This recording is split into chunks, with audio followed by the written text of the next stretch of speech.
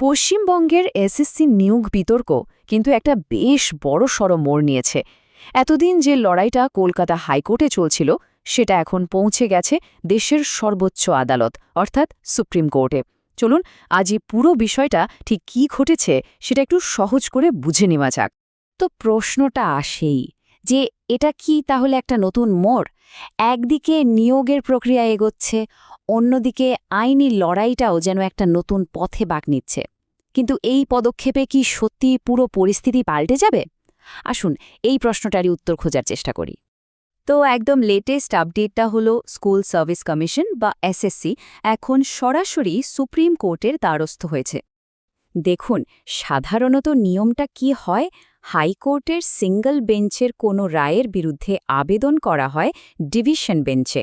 কিন্তু এক্ষেত্রে কমিশন সে পথে হাঁটেইনি, তারা সোজা চলে গেছে সুপ্রিম কোর্টে। আর এই পদক্ষেপটাই কিন্তু মামলাটাকে একটা অন্য মাত্রা দিচ্ছে। আর শুধু তাই নয়, কমিশন একটা মামলা নয়, বরং দুটো আলাদা মামলা দায়ের করেছে। মানে বুঝতেই পারছেন কমিশন এই আইনি লড়াইটাকে ঠিক কতটা গুরুত্ব দিয়ে দেখছে।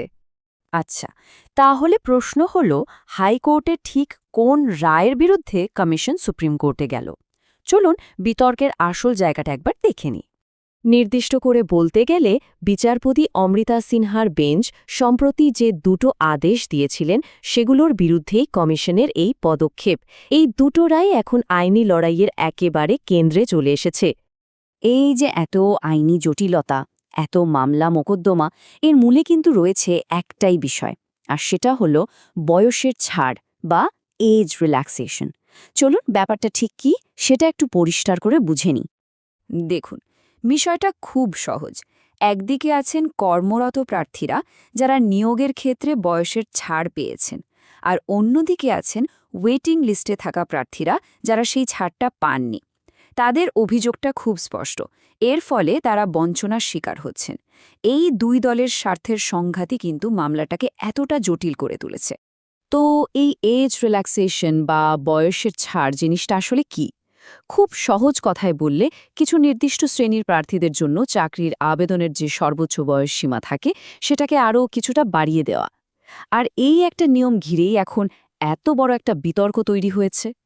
কমিশনের সুপ্রিম কোর্টে যাওয়ার পেছনে সবচেয়ে বড় যে যুক্তিটা কাজ করছে সেটা হলো একটা পুরনো মামলা, নাম সুবীর সরকার বনাম পশ্চিমবঙ্গ সরকার।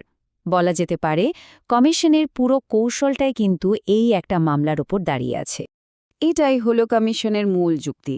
তারা বলছে, হাইকোর্ট যে সুবীর সরকার মামলার ভিত্তিতে এই রায়টা দিয়েছে, সেই মূল মামলাটার ওপর তো সুপ্রিম কোর্ট নিজেই একটা স্থগিতাদেশ বা স্টে অর্ডার দিয়ে রেখেছে। মানে সুপ্রিম কোর্টই সেই রায়টাকে আপাতত কার্যকর করতে বারণ করেছে।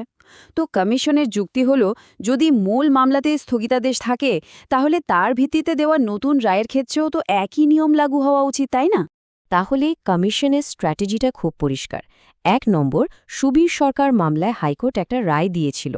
২ নম্বর, সুপ্রিম কোর্ট সেই রায়ের ওপর স্থগিতাদেশ দেয়, মানে রায়টাকে সাময়িকভাবে থামিয়ে দেয়। আর এখন ৩ নম্বর ধাপে কমিশন আশা করছে যে সেই একই উদাহরণ দেখিয়ে এই নতুন দুটো মামলাতেও তারা একই রকম স্থগিতাদেশ পেয়ে যাবে। বেশ, সবটা তো বোঝা গেল, কিন্তু এখন সবচেয়ে বড় প্রশ্ন হল, ভবিষ্যতে কি হতে চলেছে? এই আইনি লড়াইয়ের শেষটা কোথায়? সত্যি কথা বলতে কি, এই মুহূর্তে কিন্তু নিশ্চিতভাবে কিছুই বলা যাচ্ছে না।